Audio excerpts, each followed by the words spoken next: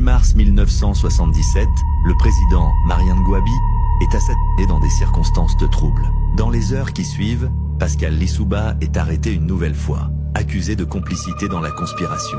Le 25 mars, il est condamné à mort par une cour martiale. En prison, convaincu qu'il va mourir, Lissouba rédige son testament. Si je meurs, quelles qu'en soient les circonstances, je demande le respect strict de ce qui suit. Pas de fleurs, des chants, des chœurs, des danses du pays.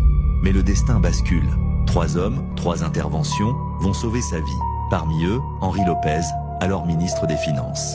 Son témoignage est saisissant. Le lendemain de l'assassinat, je suis désigné pour me rendre à Libreville, au Gabon, afin de solliciter une aide du président Omar Bongo pour les obsèques de Ngouabi.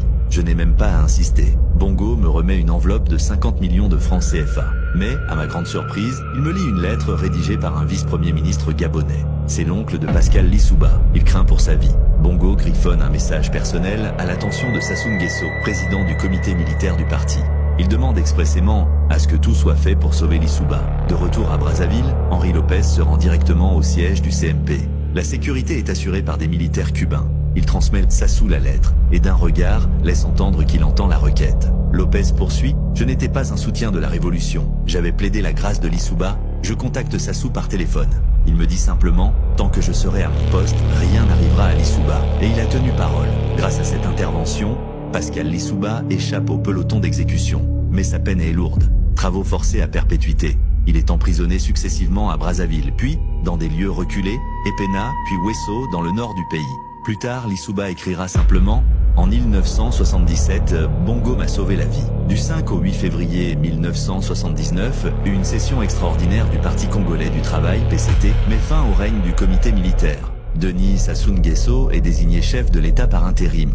Lissouba, libéré, est évacué en France pour raisons médicales, frais pris en charge par l'État. Il fait une halte à Libreville, où il rend visite à Omar Bongo, puis s'installe en France. C'est le début d'un long exil de 11 années. Il enseigne la génétique à l'université de Créteil, devient fonctionnaire international à l'UNESCO, puis directeur régional pour la science et la technologie à Nairobi, au Kenya. Il prend sa retraite en 1991.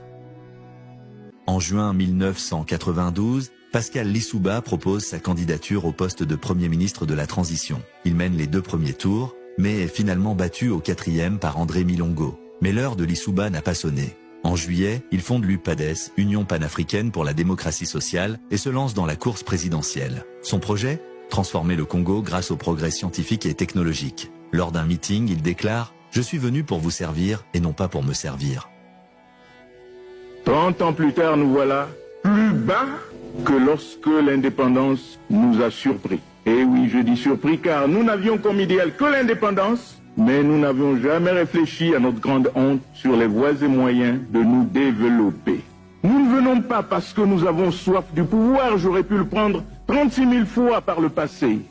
En tout cas, ceux qui sont nourris par la mauvaise foi, certains d'entre eux sont témoins de mes refus. Je les ai pris à témoin.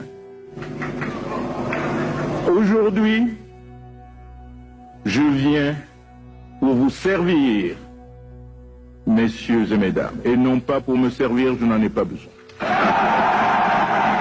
Premier tour de l'élection présidentielle, Pascal Lissouba obtient 35,89% des suffrages.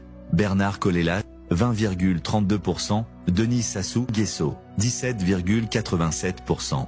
Pour le second tour, le PCT de Sassou s'allie à l'UPADES. Le 16 août, les électeurs tranchent. Le 20, les résultats tombent. Ont obtenu Pascal Lissouba, 506 395 voix, soit 61,32%. Il devient ainsi le premier président du Congo élu démocratiquement.